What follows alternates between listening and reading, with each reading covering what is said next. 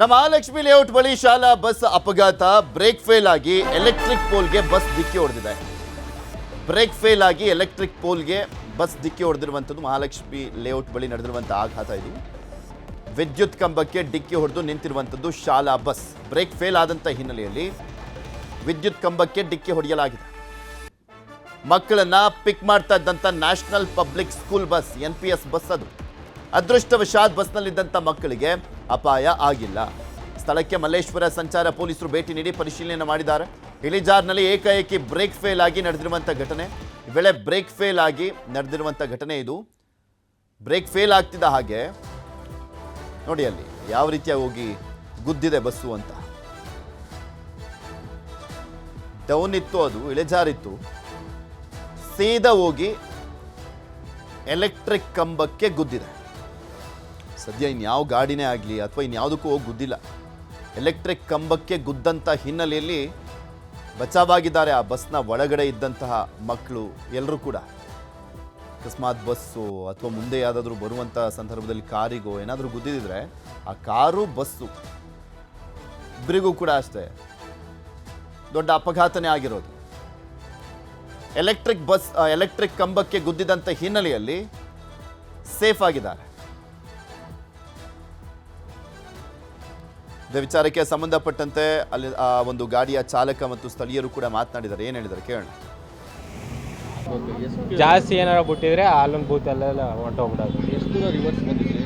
ಒಂದು 500 metre. 500 metre. ಆದರೆ ಆ ಕಡೆ ಈ ಕಡೆ ಮಿರರೆಲ್ಲ ಆ ಕಡೆ ಈ ಕಡೆ ಅಬ್ಸರ್ವ್ ಮಾಡಿಕೊಂಡೇ ಫುಲ್ ಕಂಟ್ರೋಲ್ ಮಾಡಿದೆ. ಆದ್ರೂ ಏನು ಮಾಡಿದೆ ಅಂದರೆ ಬೇರೆ ಕಡೆ ಬಿಟ್ಟಿದ್ರೆ ಇನ್ನು ಹುಡುಗರುಗಳೆಲ್ಲ ಹೋಗ್ಬಿಡ್ತಾರೆ ಅಂದ್ಬಿಟ್ಟು ಫುಲ್ಲು ಕಾಂಪೌಂಡ್ಗೆ ಹೊಡೆದು ನಿಲ್ಲಿಸುತ್ತೆ. ಆಪೇನು ಅಲ್ಲಿಲ್ಲ. ಮಾಮೂಲಿ ಏನಾಯಿತು ಅಂದರೆ ಫುಲ್ ಬ್ರೇಕ್ ಹೊಂಟಾಯಿತು. ಬ್ರೇಕ್ ಪೆಟ್ಲು ಒಳಗಡೆ ಹೊಂಟೋಗ್ಬಿಡ್ತು.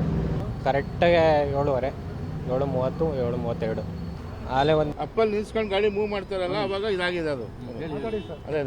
ಅದೇ ಸರ್, ಅಪ್ಪಲ್ಲಿ ನಿಲ್ಲಿಸ್ತಿರಲ್ಲ ಅವಾಗ ಏನಾಗುತ್ತೆ, ಗಾಡಿ ಮೂವ್ ಮಾಡ್ತಾರಲ್ಲ ಅಂತಕ್ಕಂಥದ್ದಲ್ಲಿ ಬಹುಶಃ ದೊಡ್ಡ ಅವಘಡ ಆಗಬೇಕಾಯಿತು. ದೇವರ ದಯಿಂದ ಆ ಥರ ಆಗಿಲ್ಲ. ಮಕ್ಕಳಿದ್ದು ಎಲ್ಲ ಸಣ್ಣ ಸಣ್ಣ ಮಕ್ಕಳಿರ್ತಕ್ಕಂಥದ್ದು.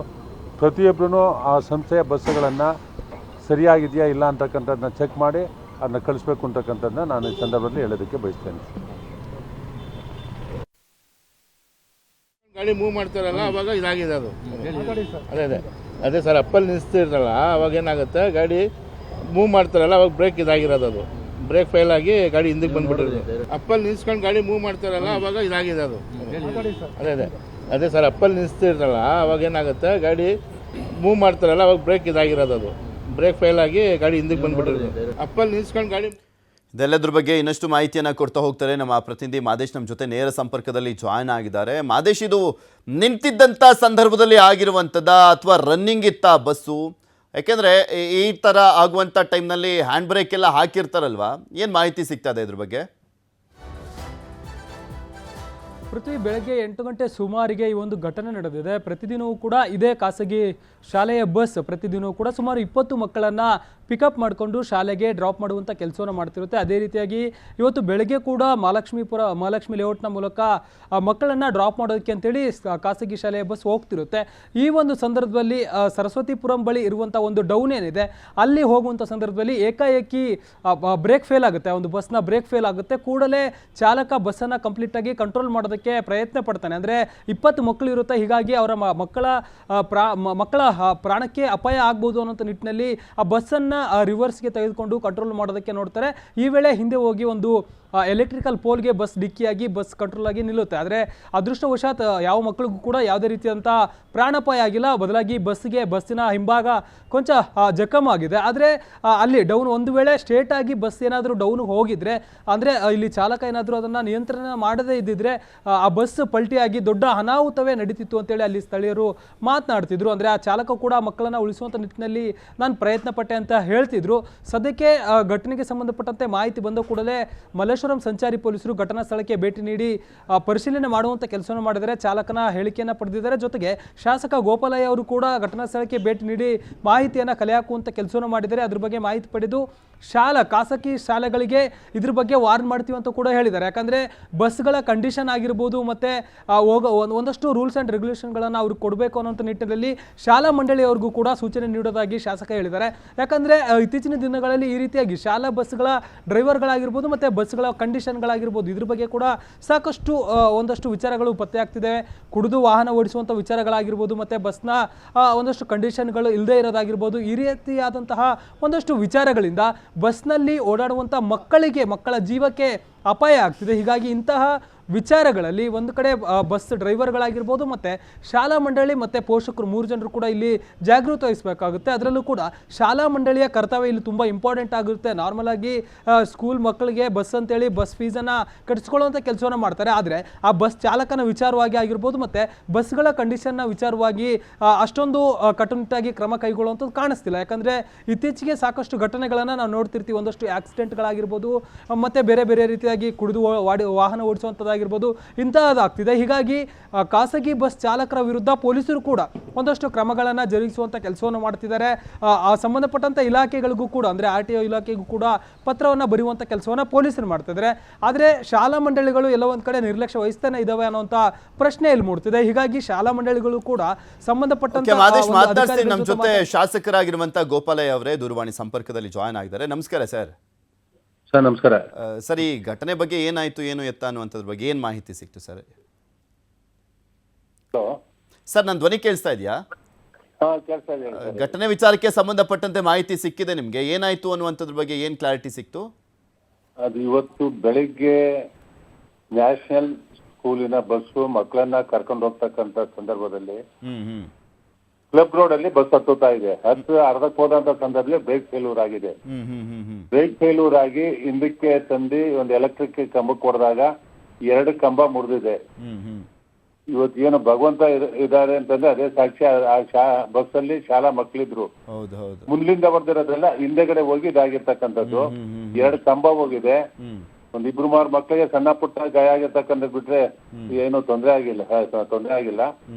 ನನ್ ವಿಚಾರ ಗೊತ್ತಾಯ್ತು. ಅಧಿಕಾರಿಗಳು ಅಷ್ಟೊತ್ತಿಗೆ ಅದು ಹೋಗಿದ್ರು, ಟ್ರಾಫಿಕ್ನವ್ರು ಬಂದಿದ್ರು, ಎಲೆಕ್ಟ್ರಿಕ್ ಸಂಬಂಧಪಟ್ಟ ಅಧಿಕಾರಿಗಳು ಬಂದಿದ್ರು. ಈಗಾಗಲೇ ಕಂಬಗಳು ಹಾಕ್ತಾ ಇದ್ದಾರೆ ಅದನ್ನ. ಅದಕ್ಕೆ ನಾನು ಎಲ್ರು ಬರೀ KSRTC BTS ಅಲ್ಲ, ಪ್ರೈವೇಟ್ ವೆಹಿಕಲ್ ಮಾಡಿರ್ತಕ್ಕಂಥ ಎಲ್ಲಾ ಶಾಲಾ ಏನು ಓನರ್ಗಳಿದ್ದಾರೆ ಆ ಬಸ್ಗಳು ಇವತ್ತೇನು ಅವಘಡ ಆಗಿ ಏನಾದ್ರು ಹೆಚ್ಚು ಕಡಿಮೆ ಆಗಿದ್ರೆ ಎಷ್ಟು ಮಕ್ಳಿಗೆ ಇದಾಗೋದೋ ಗೊತ್ತಾಗಿಲ್ಲ. ಏನು ಆಗಿಲ್ಲ, ಬಸ್ ಇದಾಗಿಲ್ಲ. ಎಲ್ರು ಕಂಡೀಷನ್ ಬಗ್ಗೆ ಅವ್ರ ಮನವರಿಕೆ ಮಾಡ್ಕೊಂಡು ಇದನ್ನ ಚೆನ್ನಾಗಿ ಇಟ್ಕೊಬೇಕು. ಆ ಗಾಡಿಗಳು ಕಂಡೀಷನ್ ಆಗಿರ್ಬೇಕು ಅಂತಕ್ಕಂಥದ್ನ ಎಲ್ಲಾ ಓನರ್ಸ್ಗಳು ನಾನು ನಿಮ್ಮ ಮುಖೇನ ಕೇಳ್ಕೊಂತೇನೆ. ಯಾಕಂದ್ರೆ ಇತ್ತೀಚೆಗೆ ನಾವು ನೋಡ್ತಾ ಇದೀವಿ ಶಾಲಾ ಬಸ್ಗಳಿಂದ ಅಪಘಾತ ಆಗೋದು, ಸಾವನ್ನಪ್ತಾ ಇರುವಂತ ಕೇಸ್ಗಳು. ಇವತ್ತು ಅದು ಬ್ರೇಕ್ ಫೇಲ್ಯೂರ್ ಆಗಿ ಏನಾದ್ರು ಹೆಚ್ಚು ಕಡೆ ಶಾರ್ಟ್ ಸರ್ಕ್ಯೂಟ್ ಆಗಿದ್ದಾಗಿದ್ರೆ ದೊಡ್ಡ ಅನಾಹುತ ಆಗೋದು. ದೊಡ್ಡ ಇಲ್ಲ, ಡ್ರೈವರ್ ಅವಾಯ್ಡ್ ಮಾಡಿದ್ದಾನೆ. ಸಾಕಷ್ಟು ಇದ್ ಮಾಡಿದ್ದಾನೆ. ಸುಮಾರು ಒಂದು 70 ಮೀಟರ್ ಹಿಂದಕ್ಕೆ ಬಂದಿದೆ ಗಾಡಿ. ಫುಲ್ ಡೌನ್ ಇರೋದು 70 ಮೀಟರ್ ಬಂದಿದೆ. ಚೆನ್ನಾಗಿದೆ ಸರ್, ಅಲ್ಲಿ ಯಾವುದೇ ಹಿಂದೆ ಗಾಡಿಗಳು ಇಲ್ಲ. ಹೌದೌದೌದೌದು, ಗಾಡಿಗಳು ಇಲ್ಲ, ಮನುಷ್ಯನು ಓಡಾಡ್ತಿರ್ಲಿಲ್ಲ. ಅದರಿಂದ ಯಾವುದೇ ಅನಾಹುತ ಆಗಿಲ್ಲ. ಇಲ್ಲ ಅಂತಂದ್ರೆ ದೊಡ್ಡ ಅನಾಹುತ ಆಗೋದು. ಅದ್ ಕನ್ಫರ್ಮ್ ಆಯ್ತಾ ಬ್ರೇಕ್ ಫೇಲ್ ಆಗಿ ಹಿಂಗಾಗಿರೋದು ಅಂತ? ಹೌದೌದು ಸರ್, ಬ್ರೇಕ್ ಫೇಲ್ ಆಗಿರೋದು. ಇಲ್ಲಾಂದ್ರೆ ಅಷ್ಟು ದೂರ ಬರಕ್ ಸಾಧ್ಯನೇ ಇಲ್ವಲ್ಲ ಸರ್. ಅದೇ ಬ್ರೇಕ್ ಫೇಲ್ಯೂರ್ ಆಗಿರ್ತಕ್ಕಂಥ ಡ್ರೈವರು ಅಲ್ಲೇ ಇದ್ದ. ಸ್ಪೆಷಲಿ ಆಮೇಲೆ ಮಹಾಲಕ್ಷ್ಮಿ ಲೇಔಟ್ ಸುತ್ತಮುತ್ತ ಅಂತ ನೋಡೋದಾದ್ರೆ ಸ್ವಲ್ಪ ಅಪ್ ಅಂಡ್ ಡೌನ್ಸ್ ಜಾಸ್ತಿ ಸಿಕ್ಕಾಪಟ್ಟೆ ಇದೆ ಸರ್. ಈಗ ಹಂಗಾಗಿ ಹೆಚ್ಚಿನದಾಗಿ ಒಂದ್ ಸ್ವಲ್ಪ ನೋಡ್ಕೊಂಡು ಎಚ್ಚರಿಕೆಯಿಂದ ಓಡಾಡ್ಬೇಕಾಗತ್ತೆ. ಕಮಲಾನಗರದಲ್ಲಿ ರಸ್ತೆಗಳು ಚೆನ್ನಾಗಿದೆ. ಬಸ್ಗಳು ಮೊನ್ನೆ ಒಂದು ಬ್ರೇಕ್ ಫೇಲ್ಯೂರ್ ಆಗಿ ಸೇಮ್ ಅದೇ ತರ ಆಯ್ತು. 2 ಬಸ್ ಇದಾಯ್ತು ಅಲ್ಲಿ. ನಾನು ಎಲ್ಲಾ ಡಿಪೋ ಮ್ಯಾನೇಜರ್ಗಳಿಗೆ DC ಮಾತಾಡಿದ್ದೀನಿ. ನೀವು ಕಮಲಾನಗರಕ್ಕೆ ಆಗ್ತಕ್ಕಂತ ಬಸ್ಗಳು ಕಂಡೀಷನ್ ಆಗಿರ್ಬೇಕು. ಯಾವ್ದೋ ಹಳೆ ಬಸ್ ತೆಗೆದ್ಬಿಟ್ಟು ಹಾಕ್ಬೇಡಿ ಅಂತಕ್ಕಂಥದ್ದು ಹೇಳಿದೀನಿ. ನಾಳೆ ಏನಾದ್ರು ಹೆಚ್ಚು ಕಡಿಮೆ ಆದ್ರೆ ನೀವೇ ಅದಕ್ಕೆ ಪಾಲ್ದಾರ ಆಯ್ತೀರಿ. ಇದನ್ನ ಬಹಳ ಡೌನು ಇದೆ. ಹತ್ಬೇಕಾದ್ರೆ ಇವತ್ತಾಗಿರ್ತಕ್ಕಂಥದ್ದು ಕ್ಲಬ್ ರೋಡ್ ಸಹ ಅದೇ ಅದಕ್ಕಿಂತ ಜಾಸ್ತಿ ಇದೆ. ಇದು ಇಳಿಬೇಕಾದ್ರಾಗಿಲ್ಲ, ಹತ್ಬೇಕಾದ್ರೆ ಆಗಿರೋದು. ರೋಡ್ಗಳಲ್ಲಿ BMTC ಬರ್ಬೇಕಾದ್ರಂತೂ ಭಯ ಆಗ್ತಾ ಇರತ್ತೆ. ಹೌದೌದು, ಎಲ್ಲಿ ಏನಾಗ್ಬಿಡುತ್ತಪ್ಪ ಅನ್ನುವಂತ. ಯಾಕೆಂದ್ರೆ ಆ ಕಂಡೀಷನ್ಸ್ಗಳು ಕೆಲವೊಂದು ನೋಡ್ಬೇಕಾದ್ರೆ ಗಾಡಿಗಳದ್ದು ಹಳೆ ಬಸ್ಗಳಾಗ ಆದಾಗ. ಹೌದೌದು ಸರ್ ಆಗಿದೆ. 2 ಬಸ್ ಆಗಿದೆ. ಓಕೆ ನಾನು ಓಕೆ ತಕ್ಷಣ ಎಲ್ಲಾ ಸಂಬಂಧಪಟ್ಟ ಎಲ್ಲಾ ಡಿಪೋ ಮ್ಯಾನೇಜರ್ಗಳಿಗೆ ಡಿಸಿಗಳಿಗೆ ಸಂಬಂಧಪಟ್ಟ ಡಿಸಿಗಳು ಮಾತಾಡಿ ನೀವು ಇಲ್ಲಿ ಇಂಥ ಕಡೆ ವಿಶೇಷವಾಗಿ ಕಮಲಾನಗರ ಮತ್ತು ಮಹಾಲಕ್ಷ್ಮಿ ಲೇಔಟ್ ಆಗ್ತಕ್ಕಂಥ ನೀವು ಕಂಡೀಷನ್ ಇರೋ ಗಾಡಿಗಳನ್ನ ಹಾಕಿ ಅಂತಕ್ಕಂಥದ್ನೇ ಇದ್ ಮಾಡ್ಕೊಂಡಿದ್ದೀನಿ.